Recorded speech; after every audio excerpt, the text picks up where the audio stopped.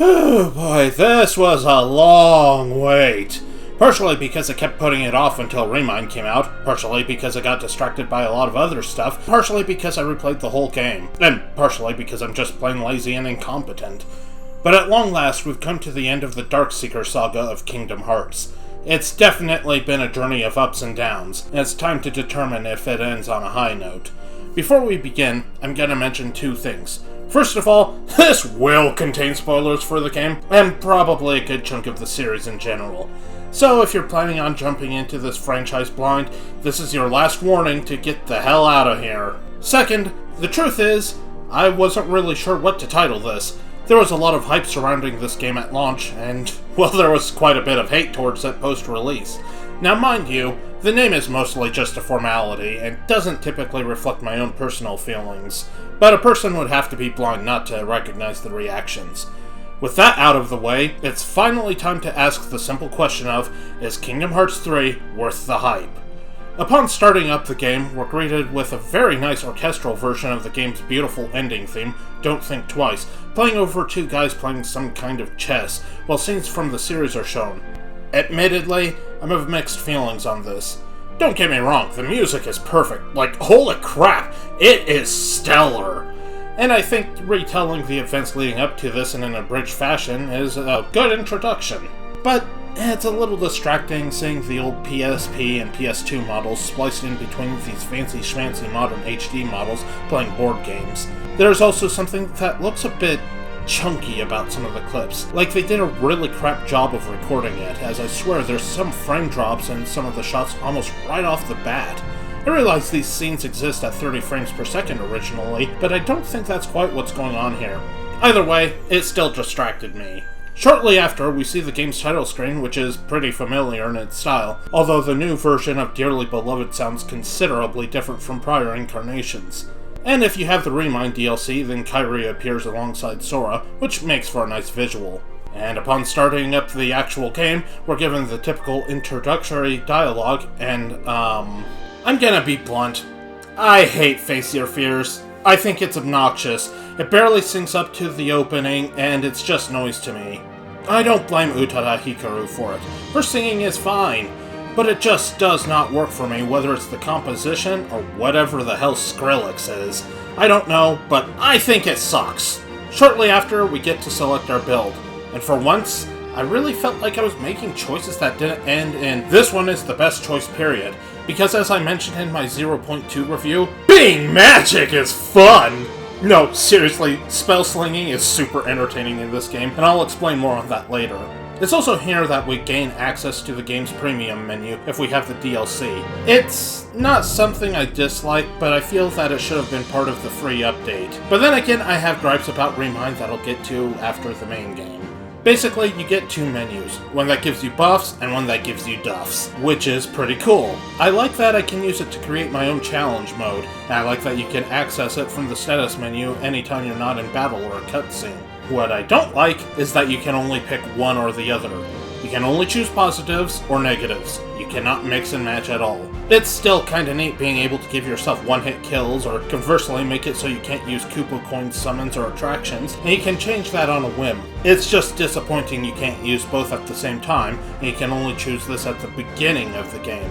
Black codes, the debuff ones, have a point system, but as far as I can tell, it's pretty worthless outside of a trophy. Anyway, almost immediately, we take on Darkseid for the bajillion-umpteenth and a half time. Because of course we do. Okay, in all honesty, he serves as a pretty good opening tutorial boss and does well for getting you used to the combat. And, I'm about to say something super controversial again. I love Kingdom Hearts 3's combat. While Kingdom Hearts 2 bored me out of my skull and just felt like I was mashing X to look cool until it told me to slap triangle to do some flashy finishing move, I feel like I've got a bit more freedom in Kingdom Hearts 3. Don't get me wrong, you can absolutely smack the crap out of things using only the Keyblade like Kingdom Hearts 2, and you're frequently rewarded with power-ups. But as I said in the 0.2 review, it feels like the game is treating you based on your playstyle. Slap things enough with your weapon and you get Keyblade transformations. These are sort of a stand-in for the drive forms, as they change your basic moves, have unique finishing moves that can be charged up for fancier finishes, and can even affect how your magic works. The best part? You can save these charges, as Sora now has room in his equipment for up to 3 different keyblades that can be swapped on the fly whenever you like at the touch of the D-pad. But that's not all. Like 0.2, you also get your magic powered up with situation commands. Sometimes your Keyblade increases the chance of a boosted spell, or just using spells repeatedly can do this. You can even mix and match, sometimes get a Keyblade transformation and multiple powered up spells. And I love it! Because of the ability to sling yourself around and fire off magic at the same time and be rewarded for it, I feel like MP is more than just the Kira cooldown meter, or the reflect meter. Magic itself feels so much stronger and more effective too, with each spell having unique effects. Enemies stricken with fire take burn damage for an extra couple seconds, or in Sora's case, gets his ass caught on fire as he tries putting it out in cartoonish comedic fashion. Ice freezes targets, and he can slide around from the trail it leaves behind. Thunder temporarily stuns foes. It feels like an actual option, and it is great. And I think that's one of the big reasons why I really enjoy this game's combat. Instead of making me see it as something that's merely there, or something to only be used on certain specific occasions, magic felt like something I could use instead of just smacking things with a metal stick. Exploding enemies is fun, and I can use that to fuel my carnage for even bigger spells, and it's all super satisfying.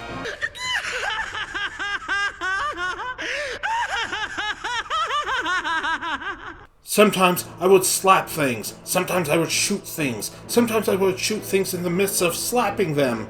Oh, and also Guard was made to not suck again, and can deflect ranged attacks once more, and now you can block in midair.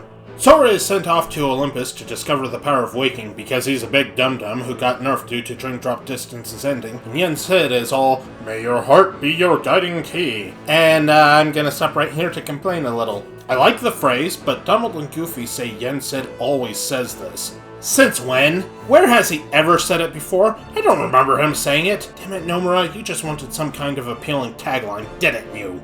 Small gripes aside, you arrive in Olympus and, oh, this isn't the Colosseum, and it's beautiful. And huge! Like, oh my god, it's so huge! Remember how I bitched about the god-awful shit that was Kingdom Hearts 2's tutorial? The 3-hour bloat that goes nowhere and drags its ass? They learned. Oh my god, holy crap, they learned. You're almost immediately thrown into a quick battle with Donald and Goofy backing you up and smacking things before running up the side of a mountain. Oh, not gonna lie, that's pretty damn badass. In fact, I'm just gonna gush over the movement. It's largely unchanged from 0.2, and we all know how much of a joy I found that, and Kingdom Hearts 3's areas are bigger, mostly, and more explorable, mostly, and it's just so good. Flow motion is back as well, and it's okay. But who cares about that when I can wall run? Sorry about that, but I'm just stunned at how well they nailed the movement. Well, with the acceleration feeling just right and giving you stuff that just makes Sora feel so maneuverable. Anyway, you find Hades complaining about Hercules, and he yeets you into the distance comedically. Actually, I feel like they tried a lot harder to make it feel like a cartoon this time around, which legitimately makes me smile. Kingdom Hearts 3 feels like it takes itself a little less seriously for the most part, so there's honestly a lot less bad generic shonen anime and more slapstick cartoon. Also, Maleficent and Pete are here to do basically nothing. I think they're just trying to hype up the next arc in the franchise. Honestly, a bit of a waste. Anyway, we're reintroduced to Hercules, and you're set to beat the crap out of monsters attacking Thebes and rescue civilians in trouble. First thing I gotta mention, enemies light Sora's butt on fire. I know I said it before, but it's still funny. Second thing, since magic elements have their own traits, this means smacking an enemy that's fire-based with ice or something will put out their flames. It's just a nice little extra detail. Throughout the section, you'll be taught how to use new skills as they're introduced. This includes things like using Goofy's shield to slide across a floor that's on fire, or messing with the environment to make paths. They've also changed the way team actions work, as they now seem triggered at random, but are only activated as situation commands. These tend to be pretty good ways of dealing damage and keeping safe without feeling too overpowered most of the time. It's also pretty satisfying when you do something like chuck Goofy at a crowd of enemies.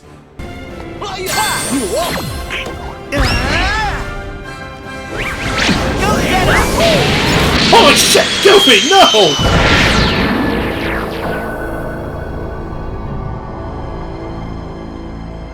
Speaking of which, am I the only one who thinks it's weird all these are called situation commands, when a good chunk of them are reactionary based on player input, while Kingdom Hearts 2 had reaction commands, which were entirely based on situation?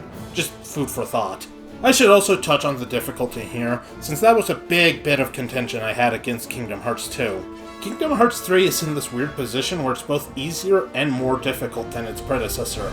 I say harder because, well, I didn't feel like I could just turn off my brain, and because there were times where I legitimately felt pressured and needed to approach things from a different angle than hit it until it dies. But the game has far, far too many safety nets as well.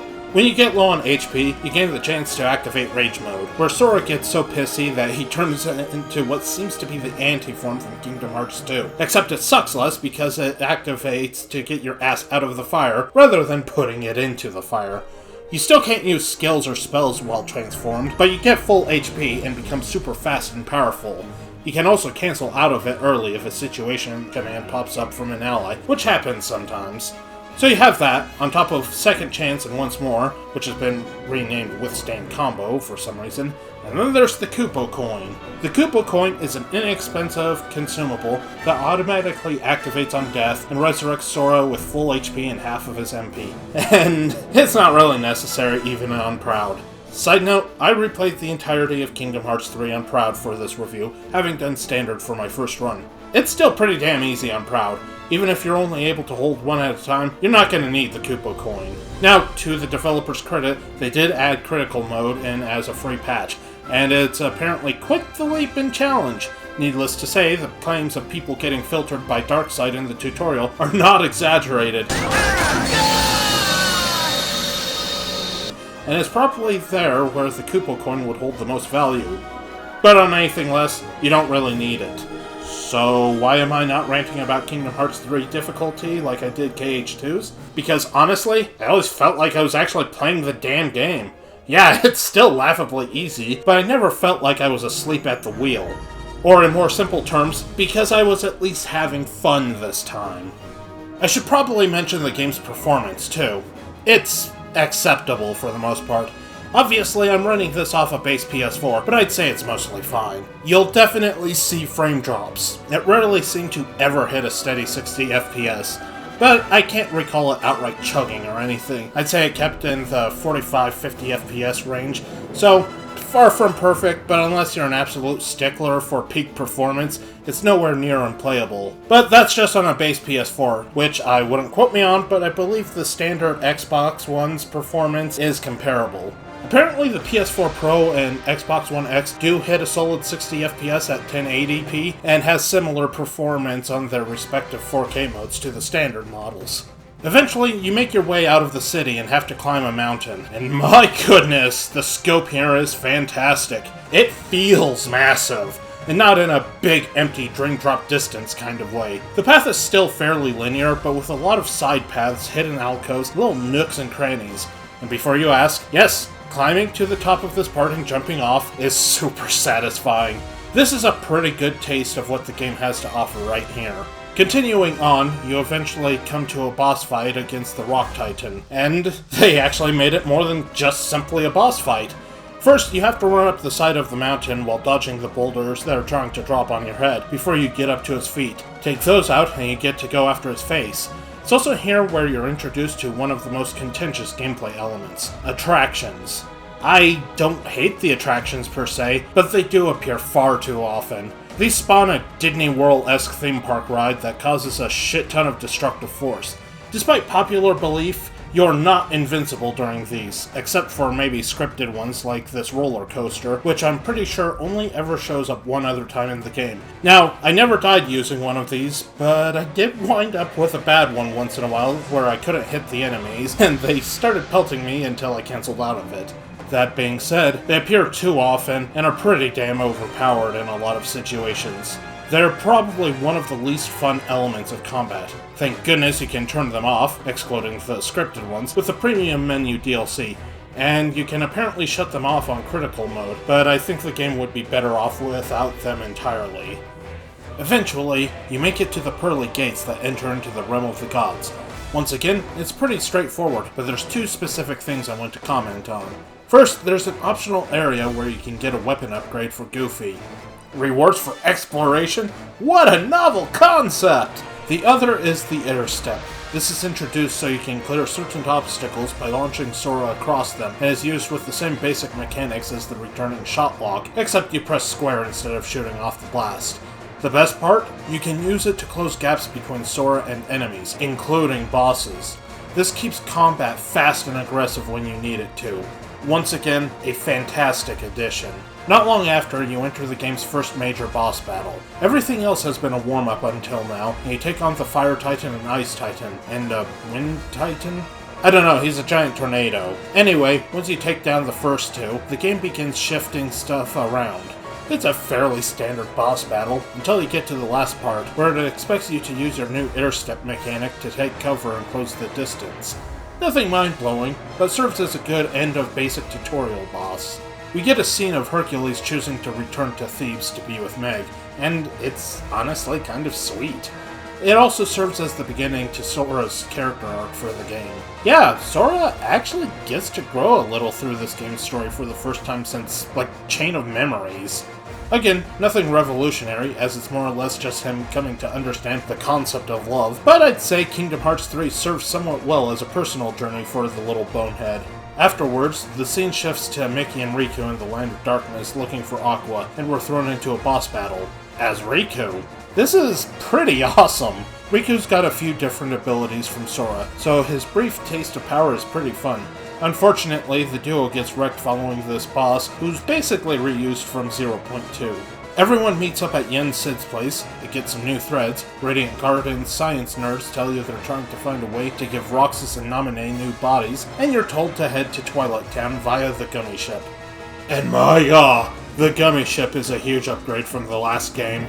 The customization is more akin to the original games. You have free reign of the ship and enter battles at your choice, save for with boss fights, and it just feels so much more fleshed out. Battles typically have an objective of kill X number of enemies, or survive for X amount of time, but outside of that, it's just fun to fly around in the damn thing.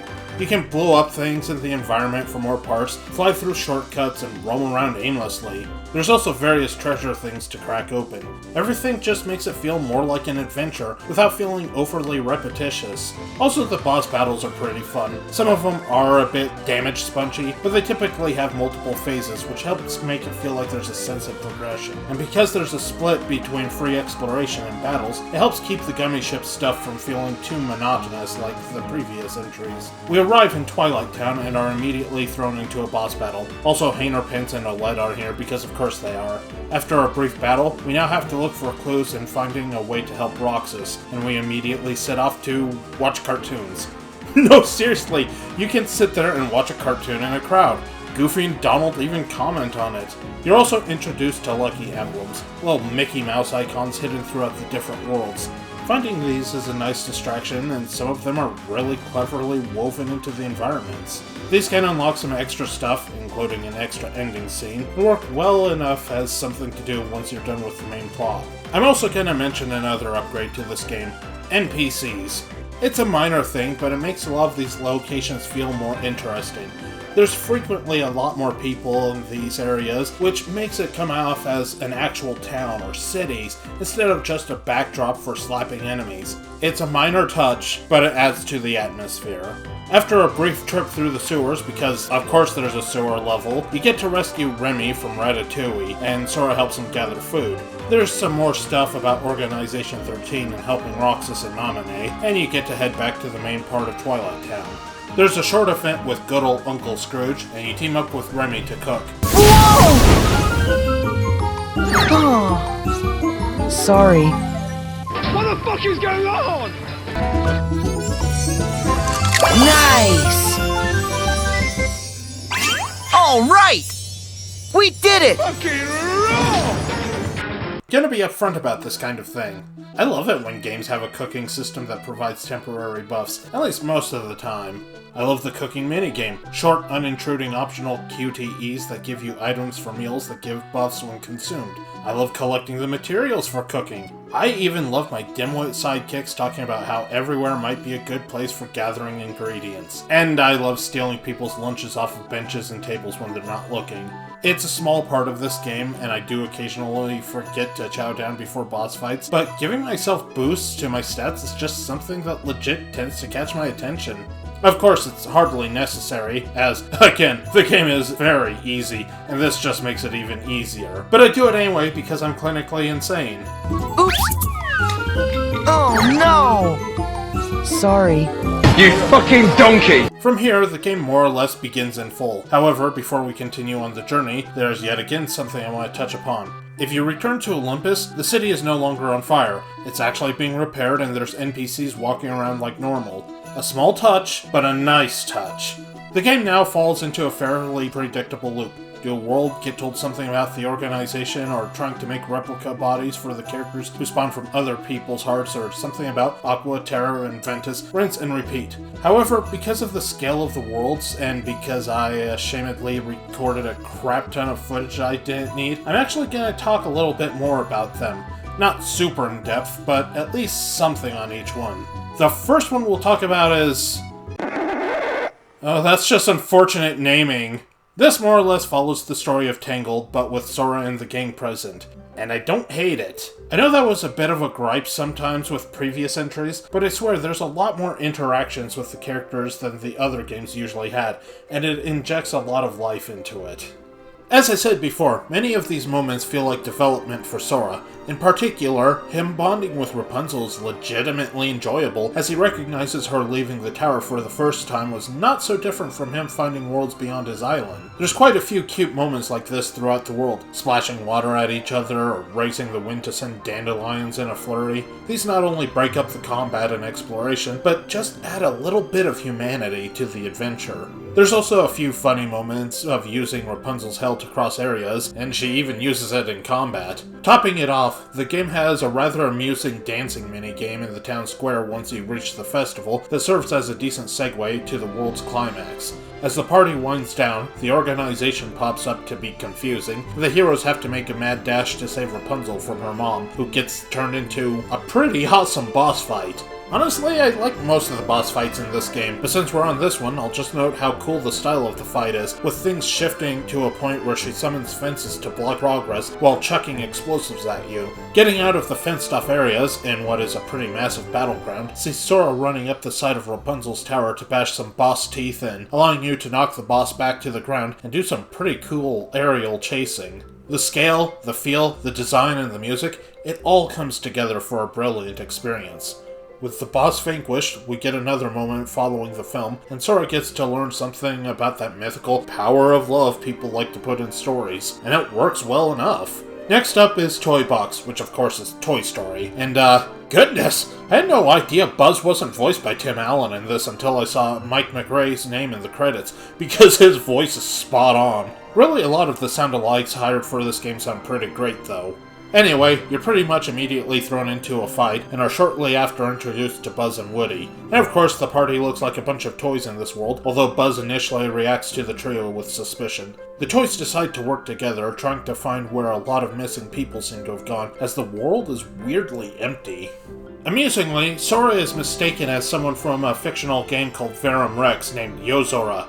And hoo boy am I gonna snark about that one. You see, as soon as you enter Toy Box, you're shown a commercial for Verum Rex, and it is literally just Final Fantasy Versus 13. Before I had played this game, I kept hearing people making cracks about this, and I thought, oh, it's just Nomura being a little cheeky and referencing, no, it's actually Final Fantasy Versus 13. It is not subtle at all. I'm not sure if I find it sad Nomura had his baby taken from him, or legitimately hilarious that he just shoved it into Kingdom Hearts without even flinching. He's just sitting there like, oh, you're having someone else finish my game. Joke's on you, I'm gonna put my game into another of my games. It's gonna be Gameception. Get wrecked, Square Management. Anyway, the first few areas of Toy Box are pretty neat. Andy's room and the immediate neighborhood, it does a good job of making you feel like a bunch of tiny toys in a big world. Shortly after, the crew makes it to the mall and another fight breaks out. Sora suddenly goes all Gundam and gets to pilot mech toys against mech enemies. The toys are actually being possessed by the Heartless, and surprisingly, this does tie into the main plot in some noteworthy ways. There's also different varieties of these pilotable mechs, so you get some pretty fun stuff to work with. And surprisingly, the story actually gets a little dark here. Throughout this world, we see Buzz genuinely unsettled by the idea that toys can be used as vessels for the Heartless, fearing the same could happen to any of them. Not bad actually tackling something like that. The mall itself is also suitably huge, with lots of vertical-based movement as Sora and the gang traverse shelves, vents, grinding on rails like Sonic the Hedgehog, and anything else to get a little height. It's also a little less straightforward than Fields of Quarantine. Side note, the battle music here is catchy as hell and I love it. Perhaps the most notable part of this is a mini-boss against a possessed doll, which is probably the most disturbing fight in the game. That thing is creepy! There's also a fight against a UFO, which had some pretty funny dialogue with the alien toys. Eventually, we come across young Xehanort, who tosses Sora into the Verum Rex game, forcing him to fight a whole bunch of mechs with a ton of explosives placed around in an okay-ish fight, while the others have to contend with a possessed Buzz. Sadly, no more hilarious Final Fantasy Versus 13 references here. Afterwards, you give chase to rescue Buzz. Woody gives a wonderful meme performance. Whatever you're talking about, I don't care. Put Buzz back the way he was, then get lost. My guess is no one's ever loved you before. Buzz is saved with the power of friendship, and another boss fight begins. While not as good as Rapunzel's mom, I still had a lot of fun with this fight. The game's physics are on full display here, and using toy blocks to get onto the boss's back so he can slap its shit in is a pretty good idea. You also get some more blah blah blah power, friendship, trust in others, will find your friends stuff, as expected. Given this world doesn't follow the plot of any of the movies, it works out pretty great since they had more freedom, and I'm glad they didn't wuss out on the disturbing implications of the toys being toys. Plus, can you imagine if it had followed one of the movies? You'd probably have gotten a terrible stealth section where you had to pretend to be a lifeless action figure. In between each world, we get a bit of exposition as to what the other characters are doing in the B-plot, but I won't go into details on it since it's mostly just stuff about the organization double, triple, quadruple crossing each other, trying to make replica bodies, etc, etc. Instead, I'll go into details on the next world. This time, Monstropolis from Monsters Inc. Or rather, really, just Monsters Inc. itself, rather than the city. That's weird to think about. We get an amusing moment of Sora, Donald, and Goofy scaring each other thinking the others are grotesque monsters before figuring it out, and almost immediately meet up with Sully and Mike, playing with Boo, who hilariously mistakes Donald for Mike. Mike Wazowski! Huh? Come on, Boo! I'm Mike Wazowski! Mike Wazowski! Much like Toy Box, this world tells a new story, taking place after the events of the original film. Things immediately go foobar as the Unversed showed up. Yeah, the Unversed, the monsters from Birth by Sleep that were basically the Heartless without being the Heartless. I like where this is going! The crew realizes something's not right about this, but they decide they'd better get Boo back home before anything else since it's dangerous. What follows is easily the game's most linear world, and it's not that bad of a thing. While the game has been fairly straightforward up to this point, just with really large but explorable areas, this world is mostly made up of hallways. However, unlike the bland hallways of Kingdom Hearts 2, these ones keep things moving. There's also moments where the facility catches on fire and you can use Sora's magic to put out the flames, or just catch Sora's butt on fire. Oh, and there's a part where you skydive off of a building into another, and it's just so cool. The sense of gravity here is fantastic. Also, a quick mention, though it's not John Goodman or Billy Crystal doing the voices of Sully and Mike respectively, their sound-alikes once again sound very good here. Eventually, Randall, the antagonist of the movie, shows up to be obnoxious and leads to an admittedly pretty poor boss fight. It's by no means offensive, but it's kind of a slog that doesn't really do much. It's just a giant blob who kind of blobs. He's not particularly aggressive, only occasionally doing an uninteresting attack, or he summons up a bunch of hands that also aren't particularly interesting. Definitely the worst boss thus far. And then plot! Honest to goodness, plot! After chucking Randall back into the door he crawled out from, everyone's favorite asshole returns despite his previous death in Birth by Sleep, and smug-ass Vanitas is here to smug. Too bad he's wearing a stupid helmet, but whatever. Man oh man, Haley Joel Osment talking to himself while chewing digital scenery is a trip. You can tell he's having an absolute blast as every word is just dripping with malicious cheese and evil. As it turns out, Vanitas somehow manipulated Randall and the Unversed into using the now discontinued Scream power to resurrect him. Yes, you heard that right. Vanitas literally brought himself back to life by the power of children's screams. That's fucking metal as fuck, dude! He easily dispatches Donald and Goofy from a weakened Sora and gets ready to rip Ventus' heart out of Sora before Sully grabs him and chucks him into a door, which they chuck into another door, into another door, into another door, to a wood chipper, leading to the infamous Yeetus Vanitas meme. And I swear, you could add cartoon flings to this and it wouldn't even be out of place. That's it, quick!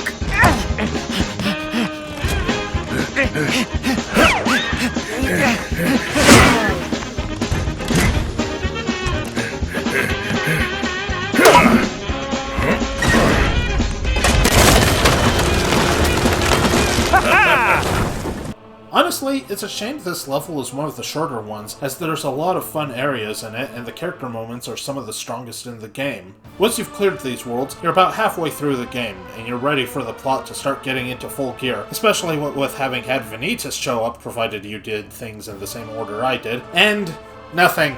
Never happens. No big mid-game twist, no huge shock, no epic battles, just poo. Yeah, you go back to the 100-acre wood, and it sucks. It sucks bad. It's suck incarnate. Okay, to be fair, there's an actual heartfelt moment when Pooh says, "You're home," to Sora, and the characters look amazing, with a sort of storybook shading style. Everyone shows up too. Tigger, Piglet, Eeyore. You're not Eeyore! Who the hell are you? Lumpy? Who the F is Lumpy? Get your Dumbo-looking ass out of here. Where's my chronic depression mule? My disappointment is immeasurable and my day is ruined. It doesn't help that this is the most boring incarnation of the woods yet. Hope you weren't expecting a variety of interesting minigames. Instead, you get one, repeated 3 times, with only slight differences. The minigame isn't terrible, but it's not particularly memorable either. Basically, you just shoot vegetables at vegetables. It's whatever. To its credit, there's yet another moment of genuine development on Sora's part, realizing his bond with Pooh has weakened after Pooh shows disappointment at Sora having to leave again. Sora, of course, tells him that they're always in each other's hearts, but it definitely holds a bit of a stronger meaning in this story compared to usual. Rather than Sora's typical, "my friends are my power" moment, you do get to see him showing legitimate fear at being forgotten and losing those important to him. Despite this strangely powerful moment, it feels like Pooh and the gang were just tossed in to hit a quota, and that they have to be in each numbered entry. It massively falls short of expectations. And seriously, who the shit is Lumpy, and why is Depression Donkey not there? So to rub salt in the wound, I'm going to what's often considered the worst world in the game, Arendelle from Frozen. We're immediately tossed into the story as Elsa runs from the coronation. Oh, if you haven't seen the movie, this follows its story. Kinda. You're pretty much assed out of luck if you haven't seen the film, as this is a much more scattered, distant telling of the story in contrast to, say, Tangled, where Sora gets to experience the plot with Rapunzel firsthand. Instead, Sora tries to talk to a visibly distressed Elsa when the Heartless attack. They're easily dispatched, but it results in Elsa blasting one with her ice magic in order to save Sora, and then she runs off. Hope you weren't looking forward to her as a party member, cause it never happens. In fact, Larxene shows up and tosses you into a random ice palace, despite having lightning powers. Yeah, this is one of those parts that really suggests it had to be heavily rewritten or altered during development. From what I've heard, this world had the heaviest restrictions placed on it by Disney, and they weren't allowed to deviate much from said requirements. And the palace itself has some stuff suggesting it's supposed to be the one Elsa made in the movie, but I have no proof of this, so I'm just talking out my butt for the most part. Anyway, shortly after this pseudo-dungeon, you get the obligatory Let It Go sequence, which does look and sound great. Like, holy crap, it's gorgeously recreated. We get more Larxene harassment, who is all, "let her work through her problems herself," and shoots you off a cliff. This eventually results in an avalanche, where you have to snowboard down the mountain using Goofy's shield. And it's pretty fun. You have to dodge the snow, trees, and some enemies while speeding downhill, collecting health and money orbs, eventually culminating in a fairly easy mini-boss encounter. There's more snow shenanigans, and you find yourself meeting Olaf, Anna, and Kristoff. We get another musical sequence that interrupts itself with exposition. And apparently the exposition was so sudden it blew Olaf apart, and you have to put them back together. This part seems to piss off everyone except me. Yeah, I never had much problem with this hide-and-seek minigame. It doesn't last all that long, and it helps keep it from being all action. We climb the mountain yet again. Elsa sends a giant snowman after everyone in frustration. You fight him, and you go to talk to her again.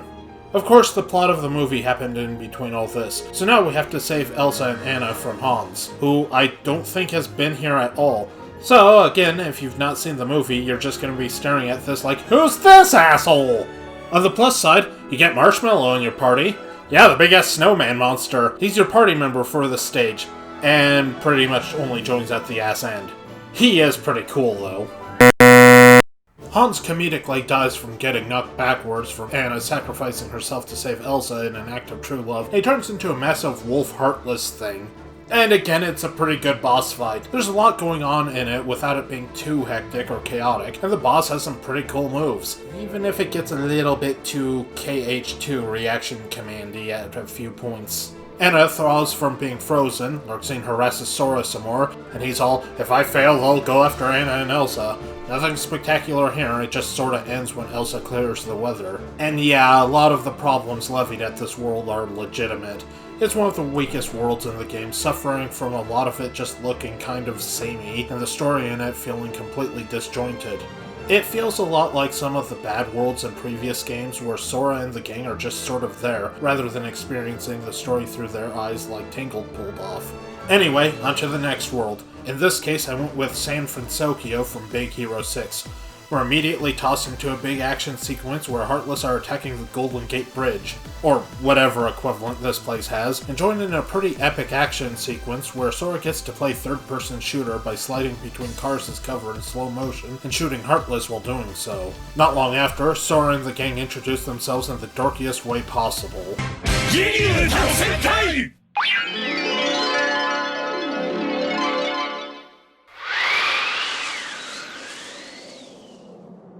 And they wind up doing some kind of weird scan training VR thing.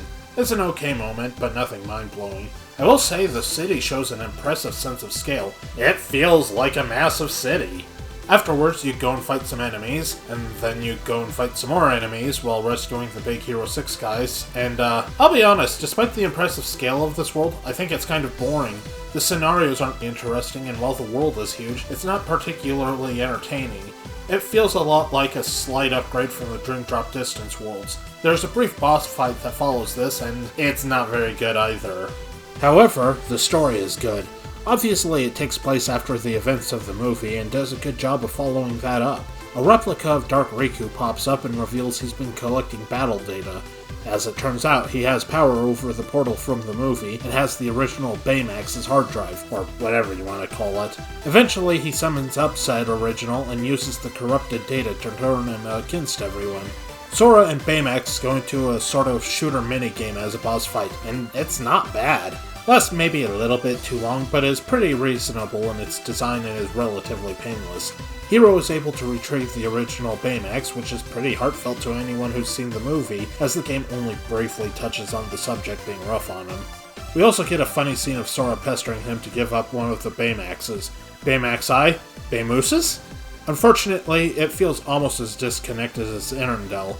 It does tie into the main plot, what with manufacturing replicas and potentially giving them false hearts, but Sora doesn't really get any development here.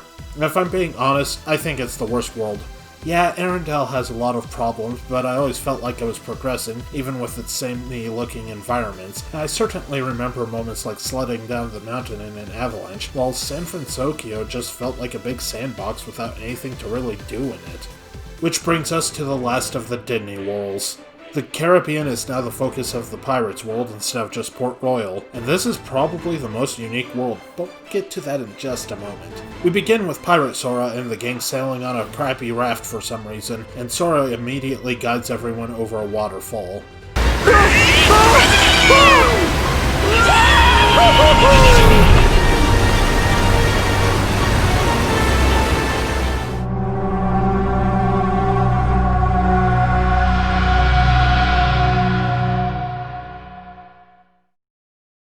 God damn it, Sora, you got everyone killed and we haven't even been here 5 minutes.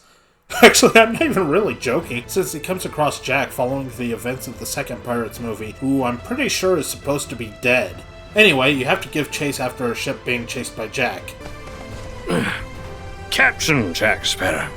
Side note, I do love how casually he runs past Sora and says hi. There, Sora! Anyway, the rest of the cast shows up, and I've got a gush here. Holy crap, do these character models look incredible.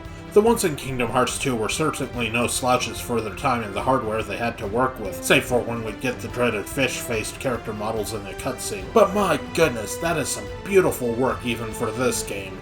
It's not just the models either, their movements and the textures and everything, they all really add to it. After a short bit of sailing on the ship, you get aerial combat of all things. Yeah, it sounds weird, but this is a really cool fight. You use the air step mechanic to grab onto these flying things and shoot down other enemies until you can latch onto the back of a dragon like Heartless and smack its shit in. It's all very colorful and it's fun, and seeing Sora zip back into the sky if his flyer gets destroyed or he has to jump off to heal looks and feels amazing. Sora gets some cartoon physics and crashes into the sea before waking up in Skyrim where he has to slay Alduin the World Eater. Hey, you. You're finally awake. You were trying to cross the border, right? On a random beach with Donald, Goofy, and Captain Crab Sparrow, Jack instructs you to go diving underwater, and yeah, we have underwater combat. And it doesn't suck! While you're not as mobile as usual here, you do have most of your main abilities available, and the controls won't drive you batshit insane like they did in Kingdom Hearts 1's Atlantis, and you don't have to do a lot of it here if you don't want to. Eventually, you get a new ship. Luxor challenges you to a boat race. When you win, Jack tells you to go get crabs. Crabs upgrade your ship. That was also not Jack, but crabs. No, I'm not high. This is actually a thing you do. And that's really all you do in this world before the boss fight, which includes ship-to-ship combat. A ship battle with a giant squid, and a fight with Davy Jones while getting pounded with giant tentacles. You know, this world is kind of disturbing if you have a dirty mind, what with the crabs and tentacles. Anyway, it probably sounds like this is a short world, and it is, but also isn't. Rather, it's probably the largest world and is massively explorable. There's so many little islands with treasures and more crabs. It's like a dignified Assassin's Creed 4. Alas, it does suffer from movie retelling syndrome, as if you haven't seen the film, there's a lot of context lost. Still, it has some decent development for Sora, as witnessing the end of the film and the whole one day on land after 10 years at sea thing is brought up. Sora states that it's not enough time for Will to be with Elizabeth, and Jack explains to him that even if it's just one day, there's always enough time. No joke, this actually ties into the game's ending really well. I think this world really depends on the player's personal taste, due to the ship-to-ship combat, which I personally don't hate. It flows and plays well enough, and the situational commands work well with the system, but I can see how this could easily turn off some players. So we've gone to every world now, and it's time for the main plot to get off its butt and get moving. Mickey gets BTFO'd by the Heartless Tornado again, and is saved by Aqua, who suddenly appears after getting wrecked earlier.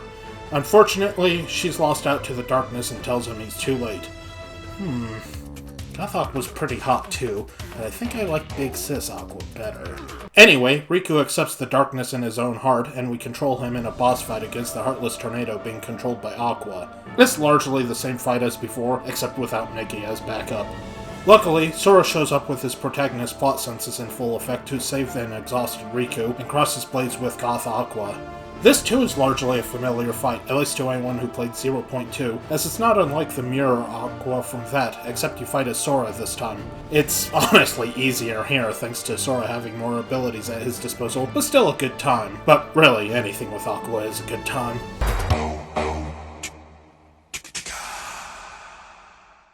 Defeated, Aqua's sanity is restored and she's pulled from sinking into the darkness by Sora, and we get a pretty emotional moment when she breaks into tears upon realizing she's been brought back to the world of light. Considering how much I enjoyed Birth by Sleep, this sequence gave me the warm fuzzies.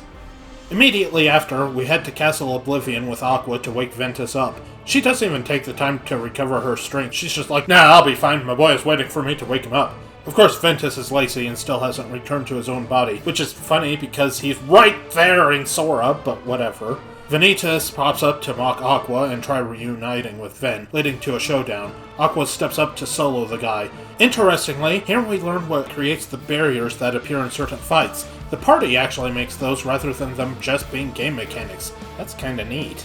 And now we play as an exhausted, decade-weary Aqua in a solo fight against Vanitas. And it is glorious! Aqua is largely unchanged from her 0.2 incarnation, and Vanitas is basically just a KH3 version of his BBS incarnation. Less teleporting, but most, if not all, of his skills remain. Plus, I'm just happy to play as Aqua again. Shut up, let me just have this. Unfortunately, despite her absolutely butchering his ass, Vanitas begins breaking through the barrier and shoots at Ventus. She jumps in the way to take the blast and gets knocked unconscious, yet the barrier somehow remains so Sora and the others can't get to her, probably for plot convenience. Luckily, Ventus is able to get Sora to wake him up and breaks through the barrier in a pretty badass way just as Vanitas is about to finish her off. With the barrier destroyed and outnumbered, Vanitas decides to nope the heck out of there and go home. Everyone gathers for exposition before the final battle, leading to some great comedic moments with Axel, who very much acts like the audience's mouthpiece. And this is an insane amount to get memorized! And himself has a brief reunion with Ventus. Also his reaction to Jiminy. Huh? Now who? This guy. This guy perfectly encapsulates the audience. Also, hi Pete, hi Maleficent. You two here just to foreshadow a later entry? Okay, cool, bye. Sora, Riku, and Kairi return to the islands to prepare for the showdown. We get Riku talking to himself, and Sora and Kairi share a pretty sweet moment, and eat that Paupu fruit from the first game finally. Albeit not in the way people expected, but whatever. It's a cute moment as they each tell the other they'll protect them. We finally make our way to the Keyblade Graveyard from BBS. Xehanort's been waiting for us, and a massive battle breaks out, reminiscent of the 1000 Heartless battle from Kingdom Hearts 2, except a lot more fun.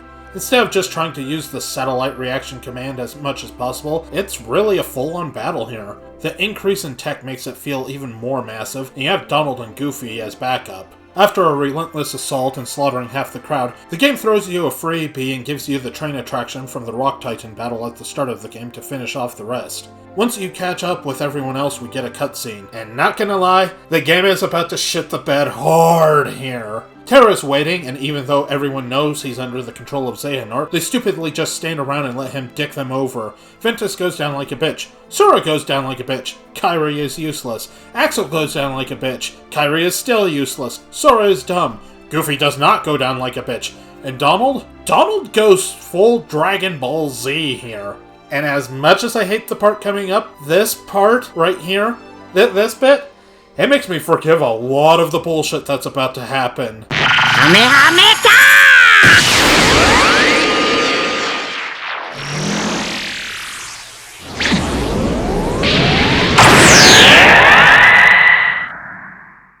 No joke, this move basically puts Donald onto hilarious power scaling levels within the Final Fantasy universe. I don't really care about power levels for the most part, but holy shit, don't mess with Donald. Just don't do it.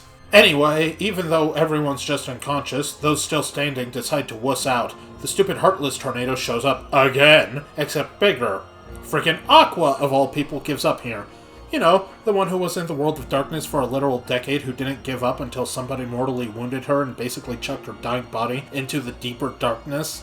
The only ones left standing are Sora and Riku, and Sora flips out, even though it's just death in a Kingdom Hearts game. Yeah, Sora says gone forever, but has anyone actually stayed dead in any of these games? I guess maybe Cinderella's stepmom and stepsisters, but that's about it.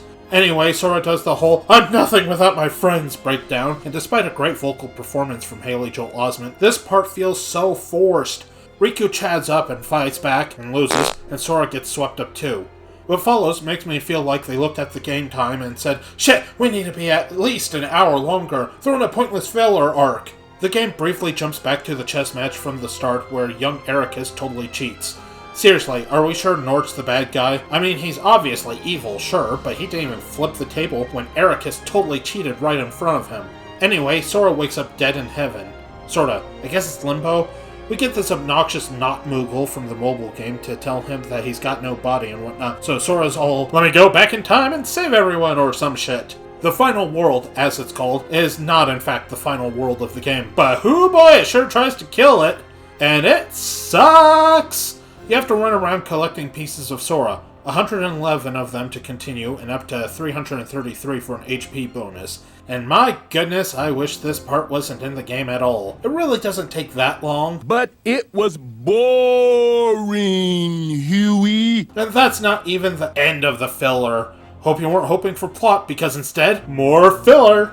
Sora gets his body back, but has to go rescue everyone else's hearts. You chase the Grim Reaper through different worlds because I guess they couldn't be bothered to make new areas for this filler arc. Also, Jiminy is here. You'd think he'd be like, "What this shit, Sora? We were dead!" But he doesn't seem all that bothered by it. How many times have you died, Jiminy? How many lives have you lived? Anyway, it goes the same way each time. Fight the Reaper, restore a heart, go to the next world. Eventually, young Xehanort pops up and is like, "Dude, you're chasing death. Your toad's gonna actually die." Also, Kairi is still alive and kept Sora from fading away. Still useless. And a hussy! Is that unprotected hand-holding? Not on my YouTube channel. You sick degenerates are gonna get me banned. Eventually, we go back in time and everyone acknowledges what just happened. And then they do it again! The exact same stupid mistakes! They already know Terra's possessed, but Ventus runs right up to him again. He tries to attack Vent the same way, except— Oh shit! Not you! Oh, Lingering Will is on our side this time. Neat! He also went to the Dragon Ball Z School of Super Blasts. Again, this part is pretty cool, but why were Aqua and Ventus so damn dumb here?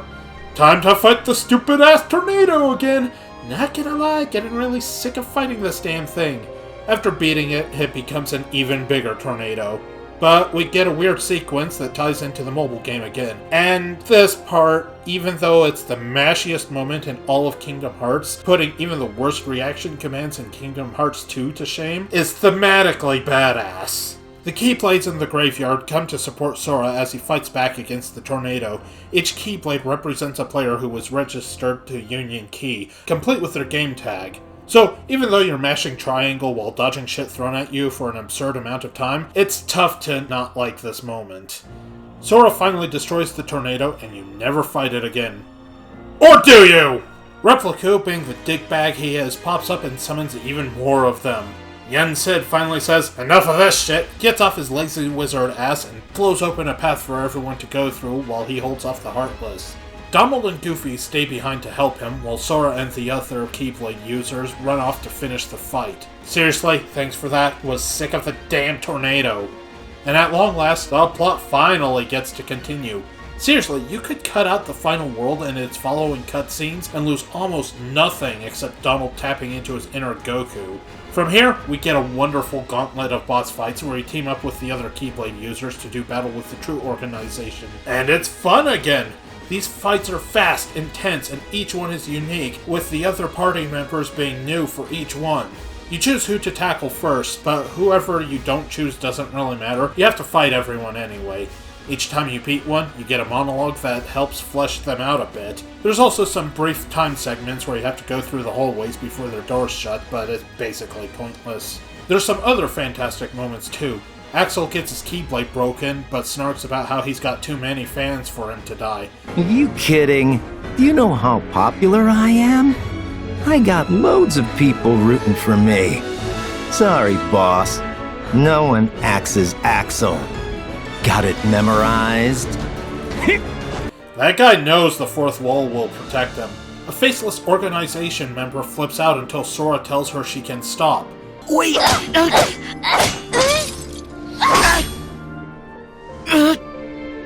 It's all right. You can stop now. It's all right. Shion.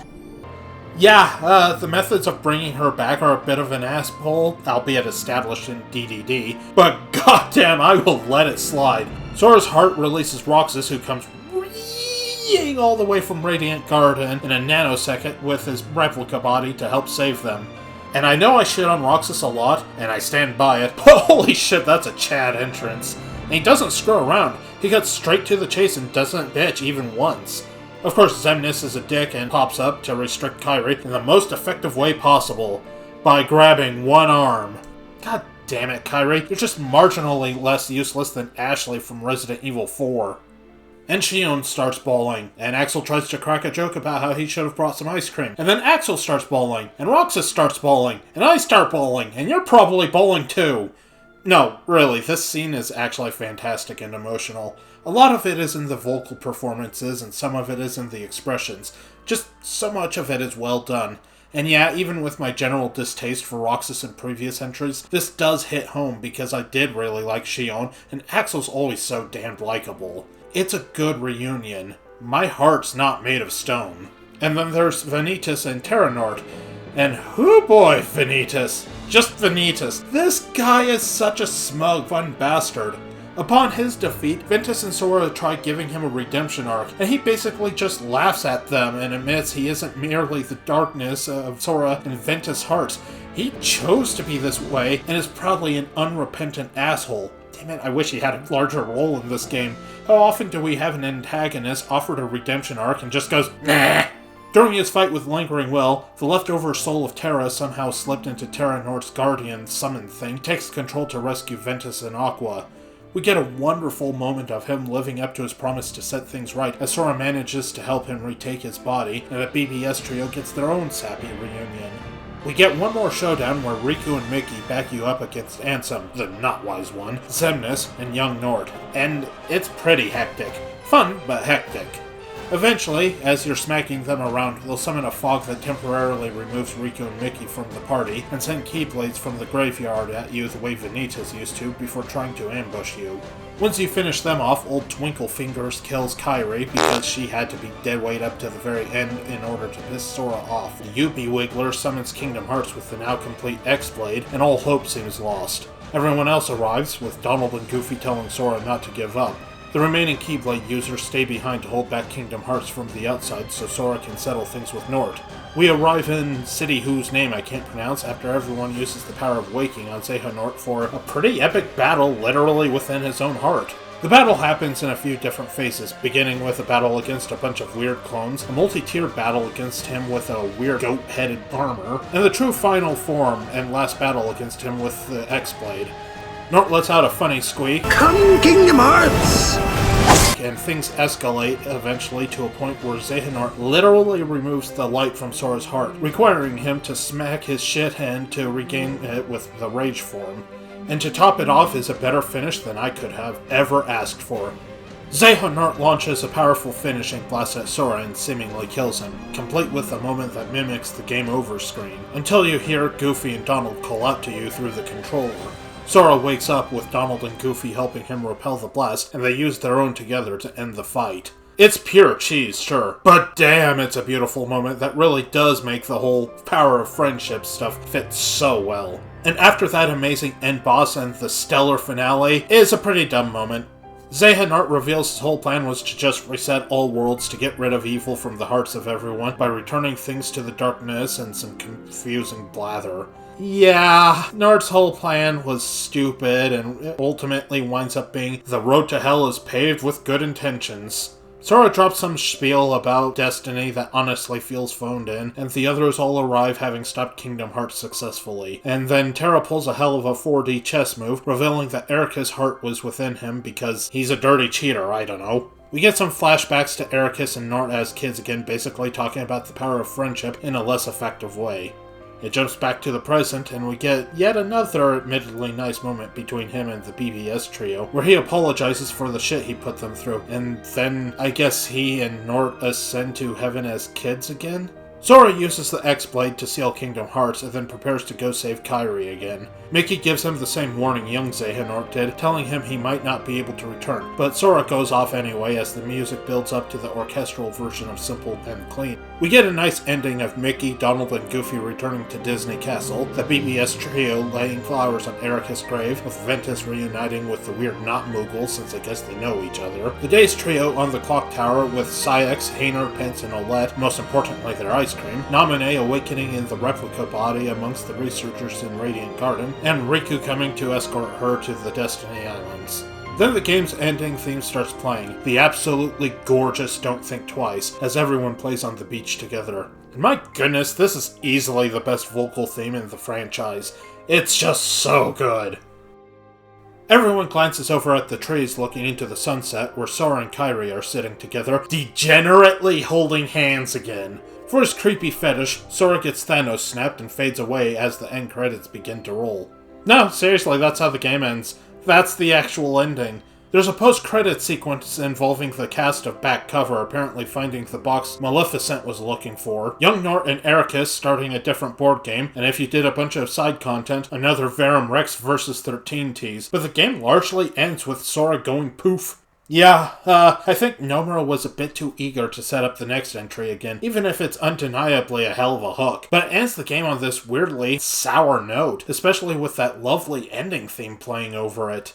Also, if you're a bit curious, the game runs somewhere on the shorter end of the series. Not that I find that to be a bad thing. Kingdom Hearts 3 spares us from a lot of the more fillerific elements of some of the previous entries. This run took me a little over 27 hours on Proud Mode. That's with watching all the cutscenes again. So how about that post-game content? Well, like the other games, there's a crap ton of collectibles, especially the previously mentioned Lucky Emblems, but only 2 secret bosses that I know of. One of whom is a gummy ship boss, and the other being widely considered the easiest super boss in the series. But that's still not the end, as we have a previously mentioned DLC. Beyond the fancy buffs and duffs that you can activate in the story, the DLC also includes the new Remind scenario. And it's, fine, I guess. It's largely just a repeat of the last part of the main story, as you bounce about between the other cast members as Sora relives their history. I won't go super in-depth here, but the real draw is the chance to play as the other cast members, including Kairi, for one fight. Yay! Realistically, this was about all I expected, but I was hoping we could maybe use the other characters to some meaningful degree. But nope, you get one fight with each, and it's not even everyone. For instance, you get Roxas, who is admittedly really fun to play as, given how he does not give a shit upon taking damage and won't flinch, but you can't play as Xion. Story-wise, it does add some context to the characters during this time, such as making Aqua suffer from PTSD, instead of just plain wussing out against that stupid-ass tornado. But as a story DLC, it's just nothing special. It does, however, unlock some other stuff. Clearing gives up access to a photo mode, which I don't have any footage of, but it's not bad. Wish there was just a little more to some of the characters, and it can be a bit irritating trying to set up certain scenarios. But it works well enough. Anytime I can make someone use ice cream as a deadly projectile is a good time. And then there's the part I think definitely got a lot of post-game content players drooling, the Limit Cut episode. And the Final Fantasy guys are here. Are we going to get a return to those wonderful bosses like Leon Cloud and Sephiroth? Nah! Instead, these are super-duper uber-charged versions of the organization data battles from KH2, but on crack. Which, I mean, it's nice if you're into that, but really? No Sephiroth boss fight? As for the bosses themselves, yeah, Nomura's claim of wanting these to be so punishing they could make the player cry do a pretty good job of laying down the smackdown.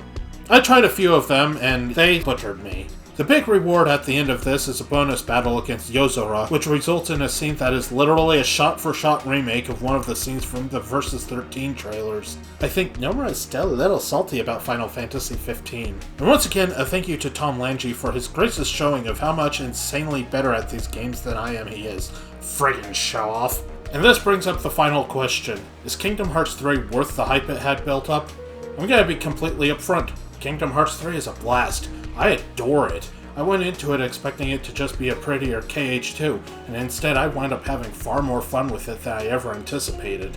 Do I think it was worth a decade of build-up? Not really. But I do still think it's a pretty damn great adventure and far outstrips several previous entries. Hell, I don't even think the plot was half as convoluted as it could have been. I feel like you could actually jump in without having played all the entries to more or less get the gist of the scenario without burning your brain out. It does suffer from a bit of pacing in the mid-game, and overpacking the back end of the story. A couple of the worlds could have been more interesting, the awful filler near the end, the antagonist's lame motivations, and the lack of closure in the ending. But in general, I say it's one of the best entries in the franchise. As for the DLC, I personally say wait until it's at least half price. $30 for a paltry amount of story that largely repeats what we've already played, some difficulty filters, a photo mode, and some extra bosses isn't something I can justify. The only way I can suggest plopping down full price is if you're the type of guy who really loved the bonus bosses in Kingdom Hearts 2 Final Mix. Which, if that's the case, yeah, go for it. This is the stuff you've been waiting for. But I think for most of us, it'll leave us going, oh, that's cool, sure, but is that all? I honestly was super pleasantly surprised by this game. Despite it slipping in a few spots, I was pretty well invested in the game on both playthroughs, much more so than the entries that weren't the first, which, in hindsight, I feel I was a little bit too harsh on when I said it wasn't worth buying the remastered collection for, and Birth by Sleep, which is still probably my favorite entry. Kingdom Hearts 3 does have glaring issues, but I can't say I was ever bored with it. I never wanted to stop and play something else. I certainly never felt like I was on autopilot. It's by no means high art, but it's damned entertaining, and I absolutely do recommend it, even if my feelings on the DLC are mixed. And it's finally done! I'm finally done with these Kingdom Hearts reviews. Why did I think reviewing all of them was a good idea? I've got other things I want to do on the channel, and I'm tired of talking about these games.